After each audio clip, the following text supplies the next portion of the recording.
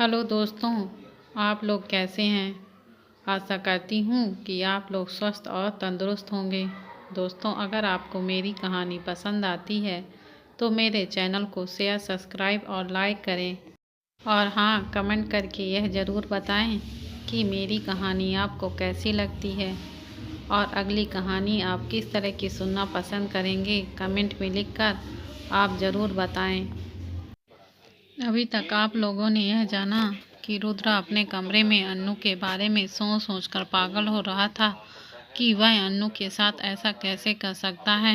अन्नू मुझे कभी माफ़ नहीं करेगी, यही सोच सोच कर उसका दिल बैठा जा रहा था कि अचानक से उसके रूम का दरवाज़ा खुलता है तो रुद्रा की नज़र अपने गेट की तरफ चली जाती है। तभी उसे अन्नू आई हुई दिखाई देती है। रुद्रा और अन्नू की आपस में नज़रें मिलती हैं तो अन्नू बीती रात के बारे में सोचने लगती है। पिछली रात के करीब 1 बज रहे थे। अन्नू सोफे पर बैठी हुई रुद्रा के बारे में सोच सोच कर अपने ख्वाब सजा रही थी। तभी दरवाज़ा खुलता है। रुद्रा अपने लड़खड़ाते कदमों से अंदर आता है। अन्नू को कुछ ठीक नहीं लगा। रुद्रा अपनी लाल पड़ चुकी नशीली आंखों से उसकी आंखों में देखने लगता है, जिसमें उसके लिए परेशानी के भाव थे। अन्नू फिक्र करते हुए कहती है, आप ठीक हैं। अन्नू के ये पूछने ते ही रुद्रा कुछ कहने को होता है कि अन्नू उसके मुंह से तेज शराब की स्मेल सूंघ लेती है, जिस स्मेल का वो हल्का नाराजगी से कहती है, आपने शराब पी है। रुद्रा अपने होश पर नहीं था। वह अन्नू को देखकर बेकाबू हो रहा था। झट से उसकी कमर को पकड़कर बेड की तरफ ले जाकर उसमें लेटकर उसकी गर्दन को ऊपर उठाकर अपने लिप्स उसके ऊपर रख कर पागलों की तरह किस करने लगा। अन्नू रुद्रा की इस हरकत से एकदम से बर्फ की तरह जम सी गई। अन्नू जल्दी से होश में आई और वह रुद्रा से अपने हाथ को छुड़ाने की कोशिश करने लगी। रुद्रा ने उसके हाथ तुरंत अपने हाथों में कस लिए। आज की किस उसकी पहले की किस से बिल्कुल अलग थी। अन्नू साफ महसूस कर सकती थी कि रुद्रा जैसे किस से और कुछ ही ज़्यादा चाहता है। वो सब सोच सोच कर वो घबरा सी गई और खुद को छुड़ाने की मशक्क़त करने लगी, लेकिन उसका एग्रेसिव नेचर के आगे वो 1 इंच हिल तक नहीं पा रही थी। वो बस इंतज़ार कर रही थी रुद्रा के शांत होने का। वो इस बीच काफ़ी बार उसके होंठों को बाइट भी कर चुका था, जिससे एक बार अन्नू के होंठ से खून भी बह चुका था, जिसका स्वाद चख रुद्रा खुद में बावला हो रहा था। अन्नू दर्द से करार उठी। अन्नू लंबी लंबी सांसें भर खुद को काबू करती ही कि उसे महसूस हुआ कि रुद्रा ने उसके गाउन का जैकेट की डोर खोल दिया है। अन्नू ये देख अब डर सी गई, क्योंकि रुद्रा के किस और उसकी छुअन के भाव आज काफ़ी अलग से थे। अन्नू खुद के गाउन के जैकेट को बंद करने की कोशिश करते हुए कहती है, ये क्या कर रहे हैं आप, छोड़ें मुझे। रुद्रा, आप सुन रहे हैं, छोड़ें मुझे। लेकिन रुद्रा कहाँ कुछ सुनने के मूड में था। वो बस आज अन्नू को पूरी तरह पाने की फिराक में एक झटके में उसके गाउन के जैकेट को उसके शरीर से अलग कर देता है और दूर फेंकते हुए उसके कंधे और गर्दन काफ़ी बेरहमी से चूमना शुरू कर देता है, और साथ ही उसके हाथ अन्नू के शरीर के हर अंग को तराशने में लगे हुए थे। अन्नू रुआसी आवाज़ में कहती है, रुद्रा प्लीज़ रुक जाएं, मत करें ऐसा। रुद्रा प्लीज़। पर वो नहीं रुका। इस दौरान रुद्रा ने अन्नू का नाइट गाउन भी फाड़ के 2 टुकड़ों में फेंक दिया और साथ ही खुद के कपड़े भी खोल दिया। अन्नू ने अब हिलना डुलना भी बंद किया। वो मानो अपनी किस्मत को मान बैठी थी। उसे लाख मिन्नतें, कोशिशें सब रुद्रा के जुनून के आगे फीके पड़ गए थे। उसके आंखों में सिर्फ दर्द भरे आंसू बह रहे थे। रुद्रा की सांसें इस वक्त काफ़ी ऊपर नीचे हो रही थीं और साथ ही उसकी दिल की धड़कन भी। उसने खुद को रोकने की काफ़ी मुश्किल से कोशिश किया हुआ था। अन्नू उसकी सांसें सुन अपनी आंखें खोलकर उसकी तरफ पलटती है। दोनों की आंखें एक दूसरे से मिलती हैं। अन्नू साफ देख सकती थी कि रुद्रा किन तकलीफ़ों में है। उसका चेहरा लाल हुआ जा रहा है और साथ ही उसकी सांसें भी काफ़ी तेज तेज चल रही थीं। वो उसकी हालत देख खुद को लाचार महसूस कर रही थी। वो समझ गई थी, इसलिए अनु बिना कुछ कहे रुद्रा की आंखों में देखकर अपनी पलकें झपका देती है। अन्नू के पलक झपकाते ही रुद्रा अन्नू के ऊपर से नीचे तक किस करने लगता है। वह एकदम से बेकाबू हो रहा था। उसने एक झटके से ही डीप किसिंग करने लगा, जिसके लिए अन्नू तैयार नहीं थी। उसी कदम से सिसकियां निकलने लगीं। उसकी आंखों से लगातार आंसू बह रहे थे। उसे कुछ अपनी धुंधली पुरानी यादें ताज़ा हो चुकी थीं, जिन्होंने कभी यह सोचा नहीं था कि उसके रिश्ते का आगाज इस तरह से होगा। वह यह भी जानती थी कि रुद्रा यह सब अपने होश में नहीं कर रहा है। शायद सुबह होते ही वह सब भूल जाए या फिर अपने अनजाने की गई गलती से मुझे अपना ले। रुद्रा लगातार अन्नू पर उलट पलट कर अपना कहर बरसा रहा था। अन्नू बेजान सी बिना अपनी मर्जी के उसका साथ निभा रही थी। रुद्रा अपने होशो हवास में नहीं था कि वह क्या कर रहा था। वह जब थक कर चूर हो गया तो वह अन्नू के बगल में लेटकर उसके बेजान शरीर को अपनी बाहों में भरकर उसके माथे को चूमकर गुड नाइट बोलकर सो गया। अन्नू एकदम झटका के साथ अपने ख्यालों से बाहर आती है। फिर उसकी नज़र रुद्रा की नज़रों से मिलती है। रुद्रा की नज़र जब अन्नू से मिलती है तो अन्नू के चेहरे पर कोई भाव नहीं थे। वह एकदम शांत भाव से रुद्रा को देखती है तो उसकी नज़रें रुद्रा के हाथों पर जाती हैं, जिसके हाथों में खून निकल रहा था। रुद्रा अपने गुस्से को शांत करने के लिए बार बार दीवार पर मुक्का मार रहा था, जिसे उसके हाथों से खून रिसने लगा था। उसको आभास भी नहीं था कि उसके हाथों से खून निकल रहा था। उसके कुछ खून के छींटे दीवार पर भी लगे हुए थे। अन्नू बिन कुछ कहे साइड के ड्रॉवर की तरफ मुड़कर उसके अंदर से मेडिकल किट लेकर सीधा रुद्रा की तरफ बढ़ जाती है। रुद्रा अब भी अन्नू को देख रहा था। उसे समझ नहीं आ रहा था कि वो क्या कहे उससे और कैसे अपनी गलती की माफ़ी मांगे। अन्नू चुपचाप रुद्रा के बगल में आकर बैठ जाती है और उसका जख्मी हाथ अपने हाथ में लेकर उसमें काफ़ी ध्यान से दवाई लगाने लगती है। रुद्रा भी खामोश सा एकटक अन्नू को देखने लगता है। अन्नू का उसकी चोट की केयर करना उसे अंदर से काफ़ी अच्छा लगता है। अन्नू उसके हाथ के जख्मों को साफ कर उस पर दवा लगाकर पट्टियाँ कर देती है। फिर जैसे ही उठकर जाने को होती है कि ये देख रुद्रा जल्दी से पीछे से उसका हाथ पकड़ उसे रोक लेता है और काफ़ी गिल्ट भरी आवाज़ से कहने की कोशिश करता है, सुनो, मुझे तुमसे कुछ कहना है। बैठो मेरे पास। अन्नू भी चुपचाप बिना उसकी तरफ देखे वापस से बैठ जाती है। रुद्रा कहने की कोशिश करता है, वो मैं कल रात हमारे मतलब मैंने वो। रुद्रा कुछ सोच हिचकते हुए कहता है, तो तुम मुझसे नाराज़ नहीं हो? अन्नू काफ़ी शांत स्वर में कहती है, नाराज़गी किस बात की, जब गलती आपकी थी ही नहीं, गलती उसकी थी जो आपको बहकाना चाहती थी। शायद वह मेरी जगह कल होना चाहती थी। उसकी नज़र बार बार अन्नू के शांत चेहरे पर जाती, जो बाहर से जितनी शांत लग रही थी वो उसे अंदर से नहीं थी। रुद्रा उसकी तरफ देखकर एक अफसोस के साथ कहता है, गलती चाहे जिसकी भी हो, पर सज़ा तो बेवजह तुम्हें झेलनी पड़ी। तो मैं ये बोलकर रुद्रा कुछ सोचने लगा। उसकी बातों में हिचकिचाहट साफ थी, जो अन्नू देखकर साफ समझ रही थी। उसे जिस बात का सबसे ज़्यादा तकलीफ थी, रुद्रा वही कहने जा रहा था। ये सब जानकर अन्नू खुद को अंदर से हौसला देते हुए उसकी तरफ देखकर एक तनच भरी मुस्कान के साथ कहती है, तो क्या करेंगे आप?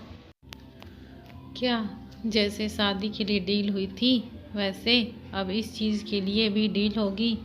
तो मैं आपको बता दे रही हूँ कि मेरा शरीर कोई बिकाऊ नहीं है और ना ही मैं आपसे उम्मीद रखती हूँ।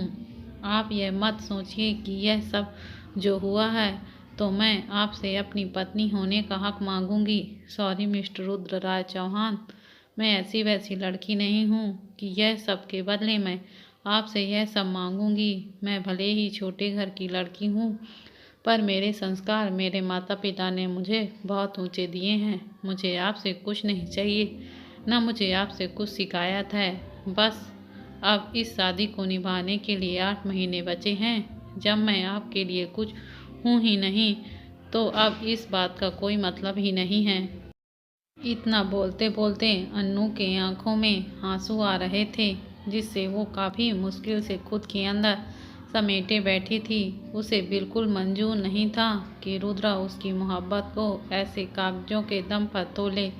अन्नू अपनी बात कहकर सीधा बाथरूम में चली गई और वहाँ फूट फूट कर रोने लगी, जिससे वो कब से समेटे बैठी थी अपनी मोहब्बत के सामने मजबूती से।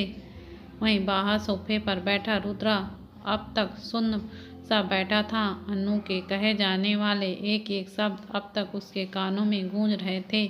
उसके दिल दिमाग में एक जंग सी थी। उसकी बातें सुनकर वो चुपचाप उठकर बालकनी में चला गया। कुछ पल ऐसे ही बीते। रुद्रा के चेहरे के भाव अब अलग से थे, जैसे उसे कुछ निश्चय कर लिया हो। वो कुछ पल बाद कमरे में आता है, पर जैसे ही उसकी नज़र शीशे के सामने खड़ी अन्नू पर जाती है तो उसके कदम एक पल के लिए ठिठक से जाते हैं। अन्नू इस वक्त रेड कलर के नाइट गाउन में थी, जो उसके घुटनों के ऊपर थी, और इस वक्त उसने अपनी जैकेट भी नहीं डाली थी, तो उसकी पीठ, गर्दन, कंधे, सीने काफ़ी अच्छे से दिख रहे थे, जिसकी वजह से उसकी बॉडी पर कल रात रुद्रा की हैवानियत का दस्तां काफ़ी अच्छे से दिख रहा था। गर्दन, पीठ, सीने, हर जगह काफ़ी सारे पर निशान थे, जो जगह जगह अब उसके गोरे शरीर पर काले पड़ चुके थे। वो सारे निशान देखकर अब रुद्रा फिर से पछतावे के बोझ में दब गया। उसने सच में नोटिस नहीं किया था कि आज अन्नू जब उसके पास आई थी तो ऐसे फुल स्लीव के साथ फुल नेक तक क्यों ड्रेस पहनी हुई थी। अब वजह उसे समझ आ रही थी। रुद्रा की आंखें अन्नू की आंखों में देखने की कोशिश कर रही थी और साथ में अपने कदम अन्नू के करीब जाने के लिए आगे बढ़ाता है तो अन्नू रुद्रा की करीबी महसूस करते हुए पीछे हटने लगती है, पर जल्दी ही दीवार से सट जाती है और रुद्रा बिल्कुल उसके 2 इंच की दूरी पर रुककर उसे देखने लगता है। फिर काफ़ी प्यार भरी आवाज़ में अपना हाथ आगे कर कर कहता है, तुम मुड़ जाओ, मैं लगा देता हूँ दवा। अन्नू ना में सिर हिलाते हुए कहती हैं, नहीं, आप रहने दें, मैं खुद कर लूँगी। अन्नू की बात सुन रुद्रा अपना दूसरा हाथ आगे कर अन्नू के चिन्ह को अपनी उंगली से थाम उसे ऊपर करते हुए उसकी आंखों में आंखें डालकर कहता है, लेकिन ये चोटें मैंने दी हैं, तुम्हें तो इन पर दवा लगाने का हक भी मुझे ही है। कम से कम ये हक तो मत छीनो मुझसे। अन्नू रुद्रा के आंखों में देख रही थी, जहां उसे खुद के लिए कुछ अनकहे एहसास दिख रहे थे। वो उससे बह जाना चाहती तो थी, लेकिन वो खुद मजबूर बनते हुए कुछ बेरुखी से कहती है, किस हक से आए हैं आप अपना हक लेने, जब आप इस रिश्ते को नहीं मानते हैं। अन्नू की बात इस बार रुद्रा के जज्बातों से कुछ चुप सी गई। वो तैश में आते हुए एक झटके में अन्नू की कमर पकड़ उसे खुद के काफ़ी करीब कर लेता है और दूसरा हाथ उसके गर्दन पर रख उसके सिर ऊपर कर अपनी आंखों में देखने के लिए मजबूर कर देता है। रुद्रा के ऐसा करने पर अन्नू के दिल की धड़कन काफ़ी तेज हो जाती है। वो हिल भी नहीं पा रही थी। रुद्रा की पकड़ ऐसी थी उस पर और उसकी आंखों में देख अन्नू कुछ डर सी गई। वो हिचकते हुए कहती है, क्या कर रहे हैं, छोड़े मुझे। रुद्रा उसकी आंखों में देखते हुए काफ़ी प्यार से कहता है, अगर छोड़ना ही होता तो थामता कभी नहीं। देखो मेरी आंखों की तरफ, मेरी आंखों में तुम्हें अपने लिए प्यार नहीं दिखता। फिर अन्नू का हाथ लेकर अपने दिल में रख कर कहता है, सुनो इस दिल की धड़कन, इसमें तुम्हारे लिए कुछ नहीं सुनाई देता। यह रुद्रा तुम्हारे बिना सिर्फ एक जिंदा लाश की तरह है। सांसें तो चलती हैं मगर जीने की चाहत नहीं रहती तुम्हारे बिना। यह जीवन का कोई मतलब नहीं है। इन आँखों को देखो, क्या तुम्हारे लिए प्यार दिखाई नहीं देता। मैं तुम्हारे बिना एक दिन भी नहीं रह सकता। मैं तुम्हें अपनी ज़िंदगी में न होने की कल्पना भी नहीं कर सकता। मैं तुम्हारे बिना पूरी तरह से टूट कर बिखर जाऊंगा अन्नू। तुम मेरे शरीर के रोम रोम में बस चुकी हो। मैं तुम्हारे अलावा अपने ज़िंदगी में किसी की भी कल्पना भी नहीं कर सकता हूँ। इतना कहकर रुद्रा ने झट से अन्नू को अपने सीने से लगा लिया। दोनों की आंखों में आंसू झरझर बह रहे थे। उसके आंसू दिल का हाल बयां कर रहे थे। दोनों की धड़कनें आपस में मिल रही थीं। कुछ और न कहने के बावजूद भी सब कुछ बोल रहे थे। वह दोनों एक दूसरे में सिमटे हुए एक दूसरे के जज्बातों को महसूस कर रहे थे। एक दूसरे में सिमटे हुए वह दोनों अपने जज्बातों को शांत कर रहे थे, अपने अपने गिले शिकवे मिटा रहे थे। थोड़ी देर ऐसे रहने के बाद ही रुद्रा ने अन्नू को धीरे से खुद से अलग किया। अन्नू के सिर पर अपना हाथ फिराते हुए कहा, मुझे अपने अल्फाज बताने नहीं आते। अगर तुम सुनना चाहती हो तो सुनो। रुद्रा राय चौहान आज से बिना किसी दबाव या बंदिश के अन्नू रुद्रा राय चौहान को आज से अपनी पत्नी मानता है। यह हक तो तुम्हारा कब से हो चुका था, बस लफ्जों में कहना ही बाकी था। वह भी आज से पूरा हो गया। अब तुम खुश हो ना? अन्नू रुद्रा की बातें सुने कर उसे विश्वास नहीं हो रहा था कि उसके कानों ने जो सुना वह सब सच है। अन्नू बिना पलके झपकाए हुए रुद्रा को एकटक देख रही थी। रुद्रा अपनी बात कहकर अन्नू से अपनी पकड़ ढीली कर प्यार से उसे देखने लगता है तो अन्नू की नज़र झुक सी जाती है। रुद्रा आगे बढ़ उसके माथे पर प्यार से चूम लेता है। अन्नू इस एहसास को महसूस कर अपनी आंखें बंद कर लेती है। उसका दिल मानो इस वक्त 100 की स्पीड से दौड़ रहा हो। रुद्रा अन्नू को अपनी गोद में उठा कर लेता है और अपने साथ बेड की तरफ बढ़ जाता है। अन्नू तो अब तक कुछ कहने के स्टेज पर ही नहीं थी। वो बस एहसासों को बस महसूस कर रही थी। रुद्रा आराम से उसे बेड पर बैठाकर उसके बगल में बैठ जाता है और उसकी पीठ मोड़ धीरे धीरे उन सारे जख्मों पर खुद दवा लगाने लगता है। अन्नू ने अपनी आंखें बंद कर ली। कमरे में सिर्फ 2 दिलों की धड़कन शोर सुनाई दे रहा था। रुद्रा अन्नू के पीठ पर दवा लगाकर अपनी जगह से खड़ा होते हुए कहता है, तुम आराम करो, मुझे कुछ काम है, मैं आता हूँ। वहीं रुद्रा अपने स्टडी रूम में था। उसने अपनी टीम को पहले ही कल रात हुए हादसे के बारे में सारी रिपोर्ट्स निकलवाने को कह दिया था। रुद्रा अपने लैपटॉप के आगे काफ़ी गंभीर चेहरा लिए उसमें एक आदमी की बातें ध्यान से सुन रहा था। बॉस, हमने पता करने की कोशिश की है। जिस बेटा ने आपको ड्रिंक दी और कमरे में पहुंचाया वो कल रात ही एक एक्सीडेंट में मारा जा चुका है। उसकी फैमिली भी कुछ नहीं जानती। यहाँ तक जिस डीलर से वो ड्रग्स खरीदा गया था वो तक डीलर्स के साथ वायर भी मारा जा चुका है। पर अजीब बात यह है कि दोनों 2 साल पहले ही मारे गए। पूरे रिकॉर्ड्स से ये पता चला है कि ये ड्रग्स के 3 डोज खरीदे गए हैं जो अब मिलना नामुमकिन सा है। 2 तो आप पर इस्तेमाल किए गए हैं, एक तो 2 साल पहले और दूसरा कल। इसका मतलब जो कोई भी है वो दोनों हादसे में एक ही है, लेकिन उसका सुराग मिलना इस वक्त मुश्किल है क्योंकि कोई है जो उस शख्स की मदद कर रहा है। हमारे पहुंचने से पहले ही सब सबूत मिटा दिए जाते हैं। उस आदमी की बात सुन रुद्रा के दिमाग में कुछ स्ट्राइक करता है। वो किसी को मैसेज कर लैपटॉप बंद कर देता है। वो कुछ सोचते हुए उठता है और पीछे बने बुक शेल्फ से 2 किताबों को एक साथ एक दिशा में हिलाता है तो उसके बगल वाली दीवार 2 भागों में बढ़ जाती है और जहाँ एक लॉकर दिखता है। रुद्रा उस लॉकर को खोल उसमें से एक पेन ड्राइव निकाल उसे अपने लैपटॉप में लगाता है और चेक करने लगता है। रात के 2 बजे के करीब रुद्रा वापस से अपने कमरे में आता है।